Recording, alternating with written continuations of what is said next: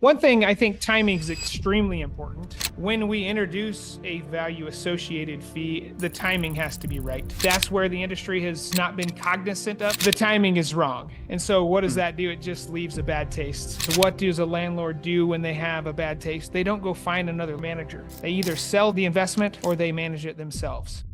Welcome, entrepreneurs, to Pay or Quit, where we reveal the gritty truth behind business success. People see the glory, but not the struggle it takes to get there. We're here to share the real stories of entrepreneurs navigating the tough intersection of business and relationships. I'm Tony Klein. And I'm Shawn Johnson.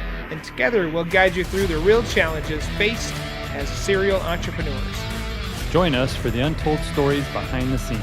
Buckle in. It might get messy. We're back again. New episode dropping. Hey, Shawn, how you doing? What's up, man? I'm super excited about this because I'm a little bit opinionated, and we've got an agenda today that's kind of quick hit, but man, it's gonna be fun. I think it's interesting because you didn't tell me what you were going to talk about, or at least your angle on it, and I didn't tell you what my angle on the top one of these topics is. Actually, two of them, and so it's gonna be fun to just kind of hit back and forth. Let's punch. We hopped on here just a couple of minutes ago, and it's funny because we're both amped up, full of energy. And so it's too bad that we can't share some of the stuff that we talked about. Maybe we'll circle back around, but it wasn't on the agenda. But we talked about some pretty good punchy stuff. And yeah, it's too bad we can't. Maybe at the end of the season, we'll do like the outtakes and maybe include some of that. But anyway, let's kind of hop to it. I'm wearing my Moab 240 Lucky sweatshirt today, hoping that I get in. Right now as we speak. They are doing the lottery. We had to put in our name already, and now right now they're calling the winners or the people that got into the lottery 10 at a time. So hopefully while we're recording this, I'll get notified, but they're going to be doing it throughout the day to see if I'm one of the lucky idiots that got picked to go spend 3 or 4 days running through the desert. You've already done this twice, and you want to pay somebody to give you pain for what, like 96 hours or something ridiculous? Whatever you run for 100 hours. Yeah, somewhere. So not to call you out, although I do enjoy that. I've done it 3 times. This will be my 4th if I get in. There'll be very few people that have completed it 4th. There's a couple people I think that have done it 5 times. So so they're just more insane than you is what you're saying. Yeah. Or they're just insane longer. I'm not sure. But for me to finish the race takes anywhere between, I think the fastest I've done it is just over 80 hours. The longest I've done it is just under 100. So, yeah. And I get a lot of sleep in 100 hours, That's my mental health. I slept like just no matter which race it was, I slept about 4 hours each time. So, and you're a triple crown winner too, a triple crown designee. I don't know what they call it, but finisher. You're more versatile. Yeah, finisher. Yeah. Yeah. So we'll talk about that maybe another time. I want to get right into our juicy topics that we have today. So let's do that. But yeah, so we're on a roll, baby. Every time we've talked about running so far. So I love that. And that's funny. Well, here's what we've got today. Yeah, no, nothing. I'm skipping over that. Right, I'll try to bring it back later. So we've got, Tony, you brought up this topic. This will be super fun. Why fee maxing is ruining the industry. Oh, let's go. Well, actually, oh yeah. Okay, go ahead. Yeah, let's give them the list. Come on now. All right, go ahead. Who makes the worst property manager in our own opinions? Who makes the worst? Obviously, that's a broad statement. So generalization. And then what are the 3 books that we just recently read? And Tony and I both say read with air quotes because we're Audible users. We like the Audible, but we'll hit those too. So Tony, and you brought up this juicy subject of fee maxing and why it's ruining the industry. Let's hear it.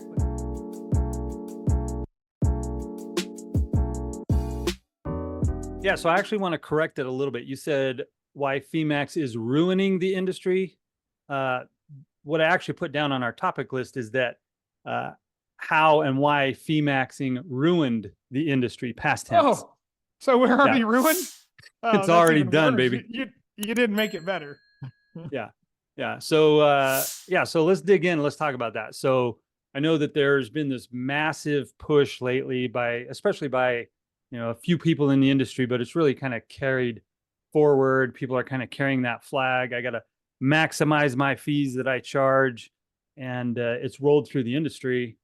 And I am all for making sure that your company's profitable. I'm all for making sure that we're making enough money to plan for the future, to invest in infrastructure, to hire key people on our team that are going to carry the flag forward, that are going to be long-term players. So it's not that I'm against making money. Let's get that clear right away. But the way that some people have implemented fee maxing is, if I can squeeze a nickel out of you, by God, I'm gonna. And I just feel like, man, there's a cost associated with that. There are certain airlines that if I have to fly it, if I absolutely have to fly it, I don't know if I'm going on that trip. Like, I just don't know. And if I do go on that trip, I hate it, and I'm probably going to talk shit about it because Which airline? I want to hear which airline. What? Which airline? Spirit. Like Spirit Oh Airlines. yeah, I was okay. That's what I Yeah. was thinking. You were thinking. Yeah. Okay. And actually Frontier. Frontier is sort of that same way for me. It's like they're going to charge me to bring on a carry-on bag. They're going to charge me to check a bag. They're going to charge me if I'm wearing shoes, or they're going to charge me if I'm not wearing shoes. To sit in the middle seat. Yeah. They don't really. Yeah. That's what it seems like. Yeah.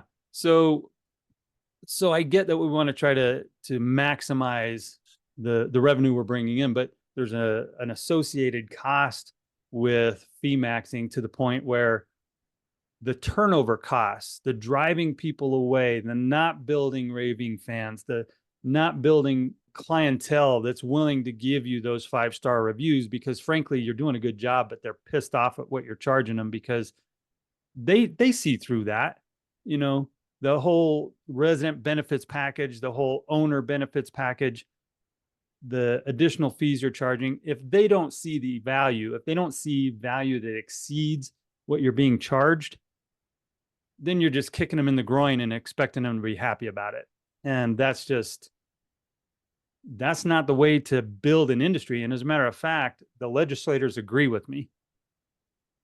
They have leaned heavily into restricting what we can charge, how much we can charge, and how we can charge it, because so many people have pushed so far, so hard in both directions, both on the landlord side and on the tenant side. Oh, come on. I mean, like, the legislatures would have done it regardless, in my opinion. Like, that is their power grab, in my opinion. And for instance, like this bill that, what is it? The junk fees bill. Give me a dang freaking break. Yeah. Oh, come on.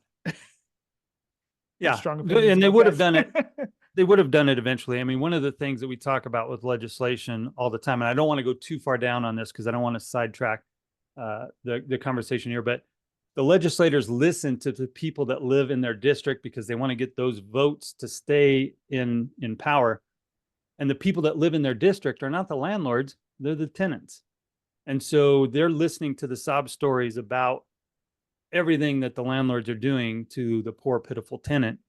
And I'm not saying that there aren't some bad landlords out there, but those are the stories that they grab onto, is the bad landlords, and the rest of us suffer the consequences. So I agree, they would have done it eventually anyways. But come on, we just gave them everything they needed to get what they wanted as fast as they could possibly get it, because of how overreaching a lot of our property management peers have gone into their fee maxing strategies. A fee to just have a fee is not okay. But here's my take on this. First of all, I have to say, like, you are worth exactly what you think you're worth. So if you're providing a service and you're not charging for that service, well, that's what you think that service is worth. It's worth nothing. But if you're providing a service and charging for that service, it's whatever that dollar amount is, that's exactly what you think you're worth. That's point one. Point two is that if you're going to fee max or create value, add fees to your business model, and then it starts with service and value first. You've got to deliver, and then you can ask. Yeah. You can ask first, but I'm telling you what I've seen happen is that when you start getting higher fees or a fee for something you hadn't charged before. And then the wind shifts, like you make a boo-boo on one line of communication, just the littlest iota of service fault causes people to like really get scared really easy. So they've got to get mountains more value than what they're actually getting charged.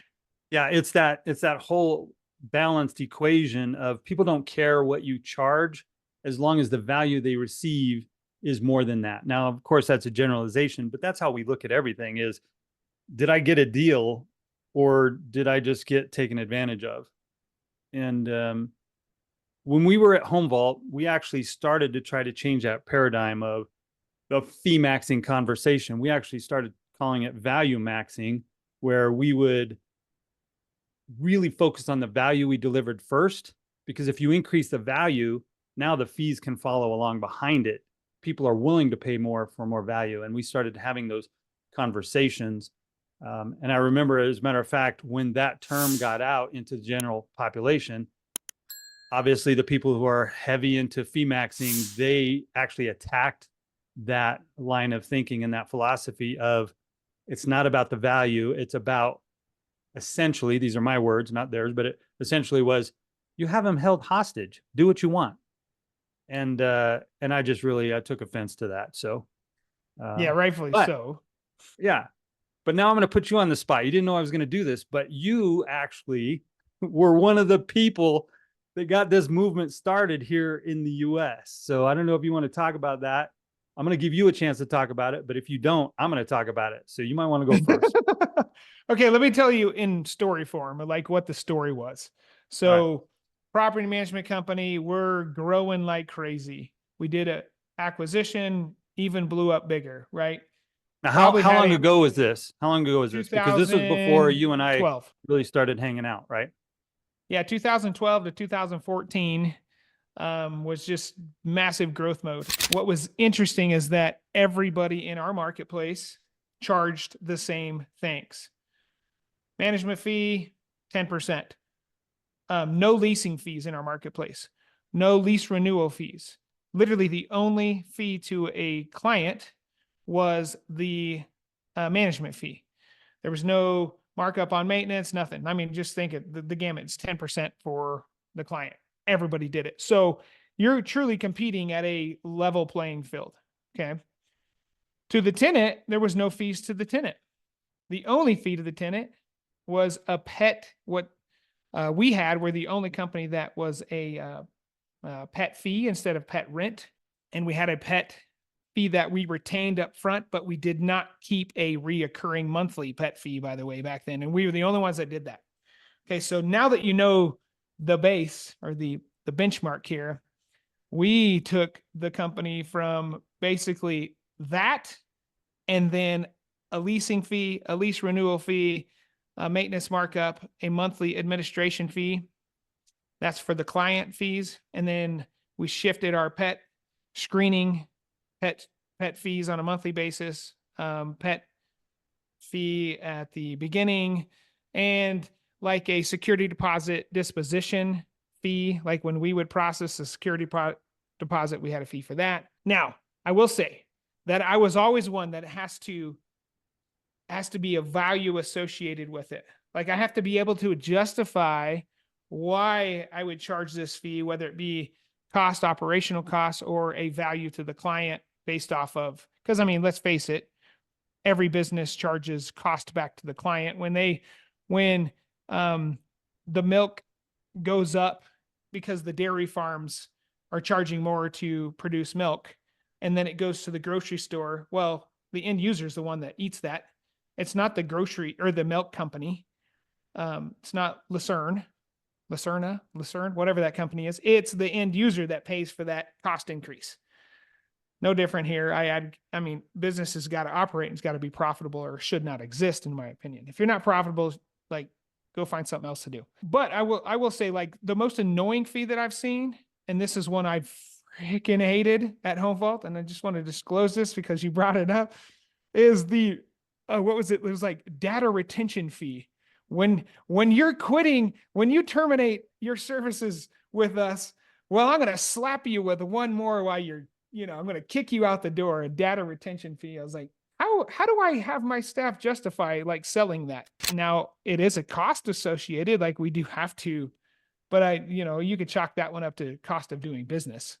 Mm-hmm. All right. That's Yeah, my I mean first one, Tony. that's one of those things where you could have a great relationship with a client for 5 or 10 years, and then for whatever reason they're on their way out, and instead of working with them to have a smooth transition on them moving back into the property or selling the property or taking it over to manage themselves, like whatever, instead of making that transition smooth, you're throwing up barriers to say, hey, on your way out, you owe us X number of hundreds of dollars to retain your documents or your information for the next 4 years, which I'm required to do by law anyway.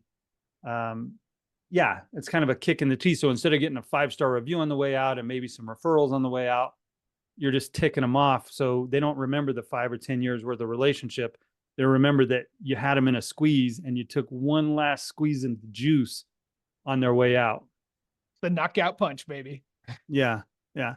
So I'm not letting you off the hook that easy. So you started with being even playing field, like you said, and you engaged with a consultant, a coach, whatever you want to call it, to help you increase those fees. And you talked about building value, making sure that you could find value behind the fees that you were charging.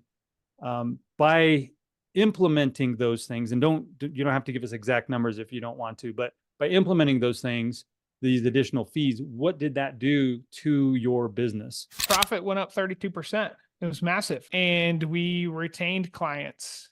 And it was very intentional, right? Like you don't do this when your landlord is in pain, AKA vacancy, AKA major maintenance issue just happened, or a bad service. Like you just delivered bad service to them. You don't ask for more money when you just, hosed them. So it was intentional, right? And so you do it in phases. Here's the pool of clients that we're delivering high service to. They're not currently in a vacancy. And they haven't had a major maintenance event. Let's ask for more from these ones. And then you go down that list. Yeah, it was a major increase in revenue and profits. And it actually increased our value proposition. And I'll tell you why. One thing that we in turn started delivering, and I don't see many property managers do it, but we used to do a home tutorial. So when we'd move in a tenant, we would actually go meet with the tenant and show them how the inner workings of the house worked, so we can avoid things like, how do I change my filter? Or how do I flip a breaker when my hair dryer just tripped the breaker? Those types of things. We showed them how to operate the home. And that was a benefit to the client. And we announced that, like, hey, this is one thing we're going to do. Mm-hmm. So you increased the value, and because you increased the value, you were able to recoup your costs and make a modest profit off of doing so. Correct. Yeah. We lost like 12 doors in that. 12 doors at 10% versus out of about how many would you say at the time? So we had 620 doors at the time. Yeah. So you rolled it out, increased your profitability, and then you then created a program where you were able to assist other property managers in doing this value maxing, as we call it, not fee maxing. And I know you've helped a few other companies do that.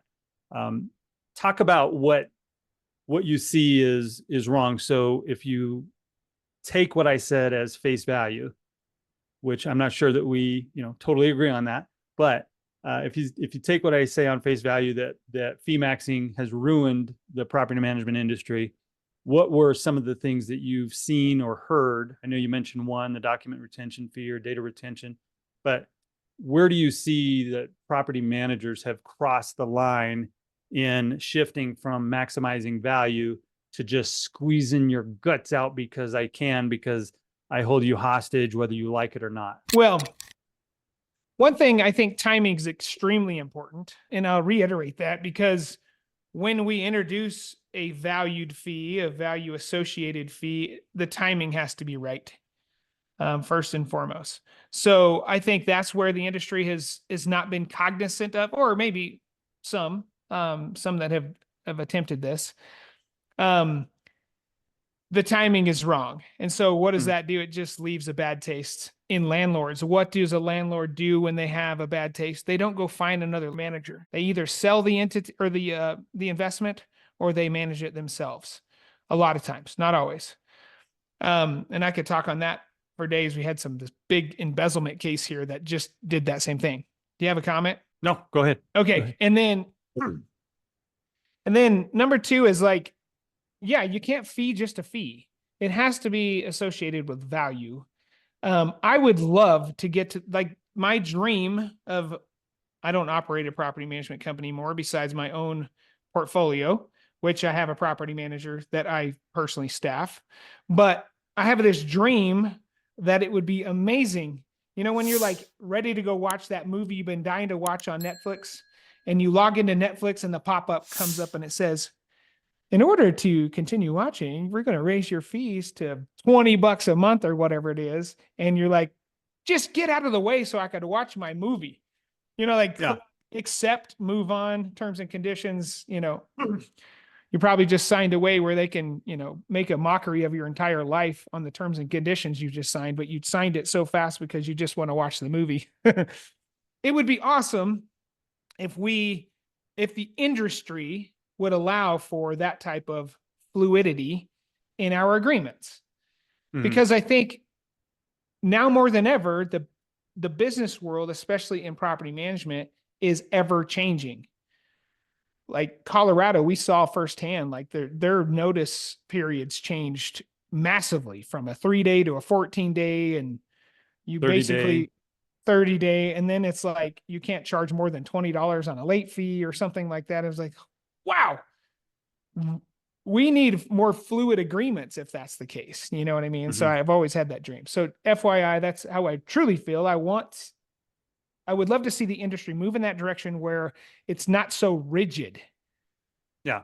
The end consumer, although, you know, it's the consumer really dictates that, but it would be awesome if we can move in that direction on it. Simplicity and frictionless experience for those clients. So I know we have a couple other topics we want to cover. So what I want to kind of plant the seed of is, in a future episode, I want us to talk about the difference between fee maxing and value maxing, and how you actually set up the difference and how you roll that out, and what we can do to help show other people you can still, like you said, you increased your profitability by 32%. You can still increase the value you deliver. You can still provide great service, cover your expenses, and make a modest profit, and retain those clients, and get the 5-star reviews, and do everything that it takes to run a great, profitable property management company. So in a future episode, I'd love to have you take us down that lane and really help educate the difference between fee maxing, that's ruined the industry, and value maxing, which is actually being forward thinking and seeing where we can add additional value to create those frictionless experiences for our clients, in order to make them willing to pay more and do it willingly, versus us having to squeeze them just because we can. So let's make that commitment. We're going to do that, but let's move on to our second topic for the sake of time. So we had, who makes the worst property manager, property management company, property management entrepreneur? I'm going to let you kind of jump in and because I've got a great, I don't know if it's great. I'll let you decide if it's great, or the audience decides if it's great, but I definitely have a strong opinion on that. So.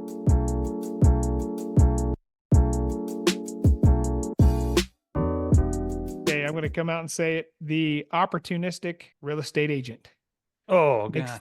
Makes the worst property manager. And I always loved this when this came up in a BDM meeting with a new client. You know, that realtor down the road would do this cheaper, and you know, they manage 5-10 properties. They know what they're doing.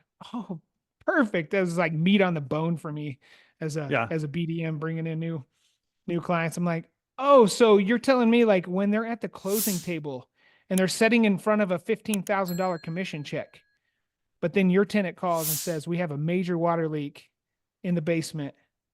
You think she's going to drop that $15,000 check and deal with your water leak, or is she going to, focus on the task at hand, collect that 15 grand and neglect, like you're not a priority. I always Yeah. loved that. So I feel a little bit like, when you're watching that game show Family Feud, and the host goes, who makes the worst PM in your opinion? Top 5 answers are on the board, and you hit your buzzer first, and you gave the number one answer, and it's like 86 out of 100. It turns out that 86 out of 100 say, the opportunistic real estate agent. And then the rest of the game, you're trying to figure out like who are the other 4, because I I've think got a good opinion on number 2. all right. Well, before we get there, let me tie into what I think about that number 1, because that was my answer too. Is Yeah, the good. the the opportunistic real estate agent, but I actually think it expands into beyond that. It's the real estate agent that, even if they plan on doing property management full time, and they think I'm going to actually dedicate time and effort into that. And there's nothing wrong with a real estate agent wanting to provide property management services. What's wrong is the way they actually go about the execution of that. And when I'm coaching real estate agents who are thinking about doing property management, or they're looking for, better ways to do it, I would always tell them, if you're going to manage 10, you might as well manage 100. And if you have systems for 100, that is scalable. And so if you're going to manage, 5 or 10 properties, you still have to have your electrician, your plumber, your attorney. Like, you still have to have all of those people that you need. And typically when you're running 5 or 10 properties, you agree to stupid stuff like, yeah, I'll go knock on the door and collect the rent, and then I'll drive to your bank and put the checks in your bank account or whatever, which totally doesn't scale.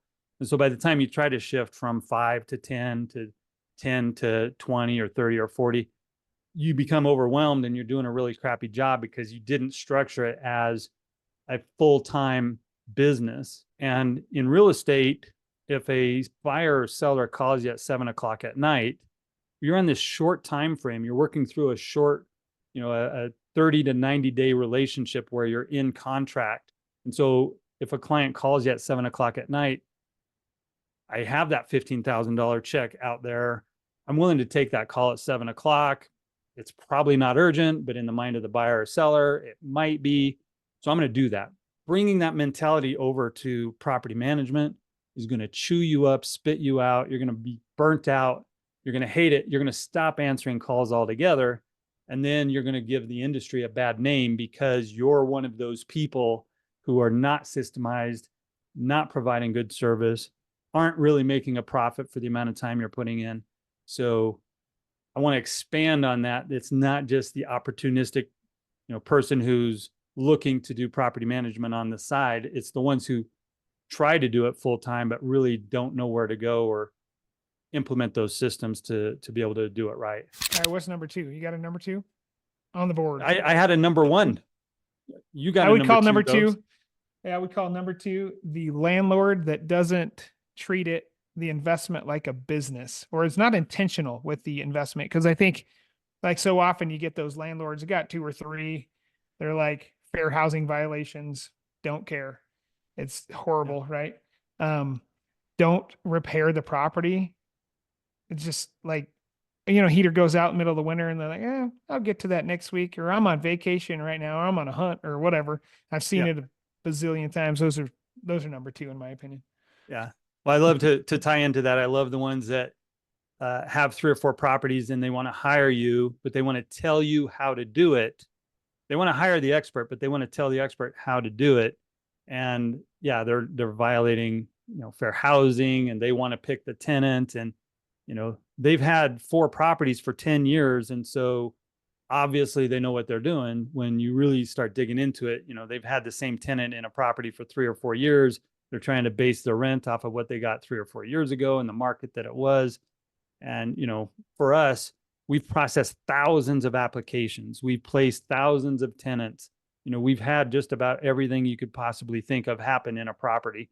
And it's just funny that they want to approach it as they are the expert because they're the property owners and they've been doing it for 10 years, but they've had, maybe 7 or 8 tenants over that time. So anyway, that's that's a good number 2.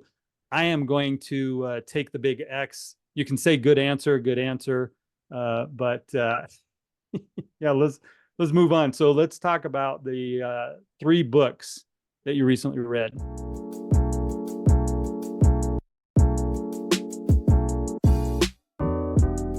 Blue Ocean Strategy by Chan Kim, Free to Focus by Michael Hyatt, Black Rednecks and White Liberals by Thomas Sowell. And I'll talk about these. So Blue Ocean Strategy, I've read it before. I reread it. It's great. It's a great book. It does make you think. There's a lot of bloody water out there. So Blue Ocean Strategies on finding new and blue oceans. Free to Focus, probably actually, out of all the time management books that I've read, this is probably my favorite. It was fantastic. It's because I like books that are like practical. Give me the bullet points, I'll go implement. Free to Focus is that type of book. And he has a fantastic planner to go along with it. Kudos to Kristen Ewan with PMW. Thank you for that recommendation and for sending me the planner. And then, and then my favorite economist, probably one of the brightest minds of our time, Thomas Sowell, wrote this book about 10 years ago, Black Rednecks and White Liberals. Fantastic breakdown, factual, statistical type of breakdown of, the Black community in the U.S. and kind of the outer control of the white liberal in kind of the political realm. So it's a fantastic book. It's a long book. It's probably 14 hours on 1.5 or something. I don't know. So fantastic book though. Tony, go for it. What you got? All right. So the last 3 books that I read, and a lot of these I read on the trail. So sometimes I'll read them twice. I'll listen to them as I'm running. The most recent one that I just finished was called The Dream Manager. And it's all about, and it's a little bit woo-woo and fluffy. One of my clients had recommended that I read it. She was reading it. And it's really about engaging in your team members' goals and keeping their private interests separate, but realizing that everybody that works for you is just like you. They all have dreams, they all have goals, they all have things that they're working for, whether or not they can see how to get them. And it's just about, if you can create engagement, even if you don't know deeply what those goals are, if you can create engagement and realize that they're trying to use your company as the vehicle to help them achieve some of their goals, you create more loyalty, more allegiance. They're willing, if they buy into your vision of where you're going in the company, they attach their dreams to it. So it reduces turnover. It increases your profitability because you don't have the turnover costs. People also care more because they've attached their dreams to your vehicle to get there. So yeah, it's a really great book. Spin-off of is it Zig Ziglar that said, if you help everybody get what they want, they'll help you get what you want. Kind of a spin-off that. Yeah, nice. Yeah. And again, some of our hardcore spreadsheet huggers may not like this book just because it's there is some warm and fuzzy to it, and it's not just how do you analyze a spreadsheet, but I found it to be really valuable. The next book was From Strength to Matthew Kelly was the author of that, and then the book I finished right before that was From Strength to Strength by Arthur C. Brooks, and that's basically about as we age or as we stay in an industry or have a job for a while, our ability to come up with new ideas sort of softens, but yet our ability to take the ingredients that we already have and create something much more powerful, we're able to interconnect unrelated things to come up with a better solution. And it's a really great book on how, when you first get into an industry or you first have a job, you're all about trying to find that one spark, that one thing that is going to make a difference. And the longer you do something, you're able to create these seemingly unrelated things to create something great. So I really like that one too. And then the last one was Brendan Burchard, which is the 6 Habits of Growth. And it just talks about everything that you need to focus on to be able to grow, whether it's in your personal life, your business life, your relationships. And a lot of them are common sense, but again, if you're not thinking about them, they just don't seem obvious. But once you know about it, it's like, yeah, that makes sense. How can I engage with those things to make my dreams and my realities, my goals, all of that more possible? Nice. That's great. So Yeah. you liked all 3. So you had the Dream Manager. I'm just going to reiterate the Dream Manager, From Strength to Strength, and the 6 Habits of Growth. Yeah. Nice. That's fantastic. Well, this has been like super fun. Like, some good banter. We'll call it a wrap today. That's pretty darn good agenda. Next, let me just tease a little bit here, Tony. Yeah. I think this will be good. But coming up, we're going to talk about triple tie, a trademark that exists, and my wife's company, Bind. Interesting there, huh? Yep. A little bit of prepare. I hope to get to like 5 ways you could get paid by owning real estate, and I'll list out 5. Probably that'd be a good little breakdown, because I love real estate investing, and then we said we'd flavor this there, and then you're gonna hit on goals, like company goals and how to achieve those goals. So maybe that's what we got going up, but those are some teasers there. Tony, Yeah. that was fun.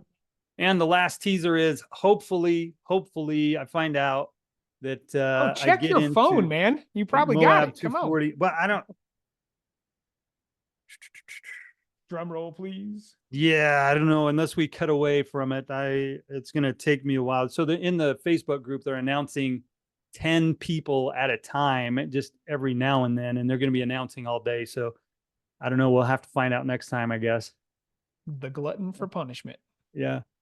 Cool. All right, Tony, Shawn. that was a lot of fun, buddy. Yeah, I guess that one's in the can too. In the can. In the can. I hope people understand that's like an old time movie reference, not like the trash can, but like when you put the film in the can, that's a wrap. Anyway, Some of us aren't as wise as you. I mean, wise. I know what you meant. I know what you meant. It's because I'm wise from being so old. All right. Cheers, bud. That's it, guys. We'll see you. Thanks for listening. We'll be back next time to cut through the noise of what it really takes to be a successful entrepreneur. If today's episode hit home, share it with a friend, and be sure to subscribe so you don't miss the next one.